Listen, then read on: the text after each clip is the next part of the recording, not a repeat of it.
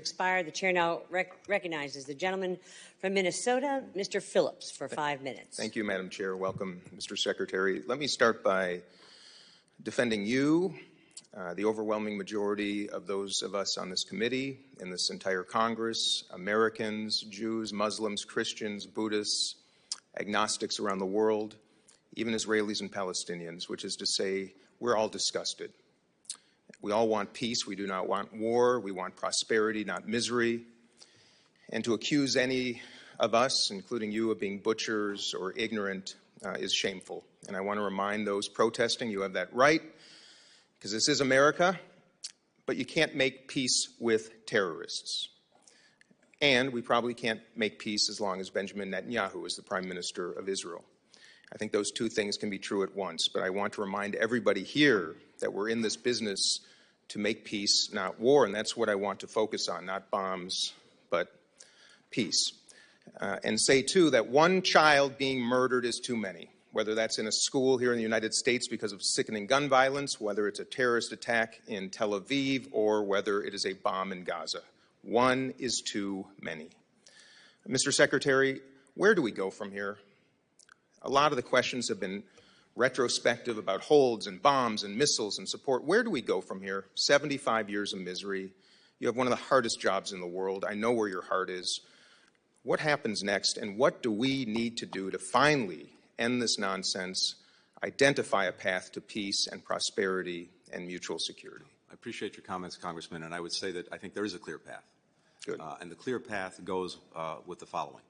One is there's an extraordinary opportunity for Israel to achieve what it has sought from the day of its founding, and that is acceptance by its neighbors, to have normal relations with all the countries in the region, starting with Saudi Arabia. And we've been working intensely on that normalization process.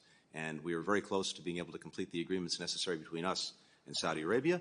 But then it will require Israel to make decisions about Gaza and ending the conflict there, as well as creating a credible pathway to a Palestinian state.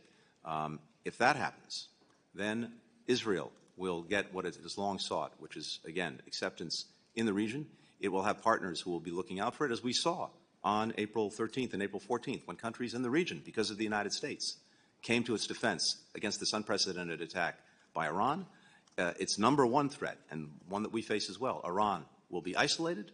And, of course, the resolution, finally, of the Palestinian problem can be achieved in ways that guarantee Israel's security. The bottom line is you have roughly 5 million Palestinians between the West Bank and Gaza, roughly 7 million Jews in Israel.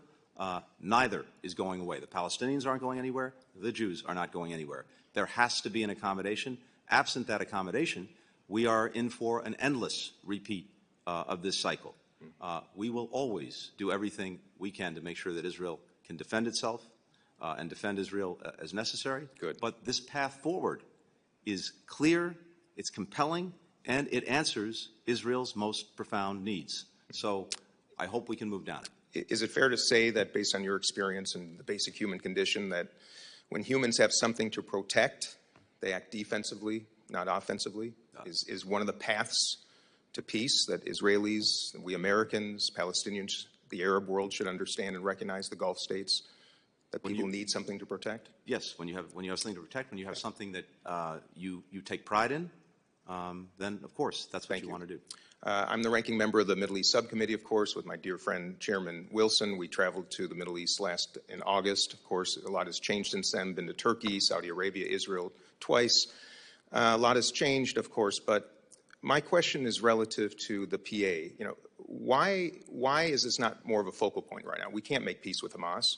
What do we need to do? What does Israel need to do? What can we do to at least identify a potentially principled leadership group to represent Palestinians at a table, knowing, absent that, there is no path? Well, look, I agree with that. In the category of you can't beat something with nothing, one of the answers to durably getting rid of Hamas and making sure it can never come back again is to have a real alternative, one that can actually advance the interests of the Palestinian people, not destroy them as Hamas has done.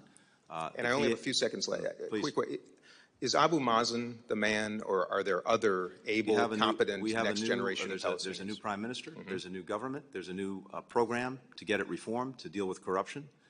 We've engaged with the new prime minister. He's a serious individual who's trying, but he also needs the resources necessary so that the PA can deliver more effectively for the people it represents. Thank you for sharing my sentiment. With that, I yield back. Thank you, Mr. Secretary. The gentleman has yielded back. The chair now recognizes the gentleman from Tennessee, Mr. Burchett, for 5 minutes. Thank you, Chair.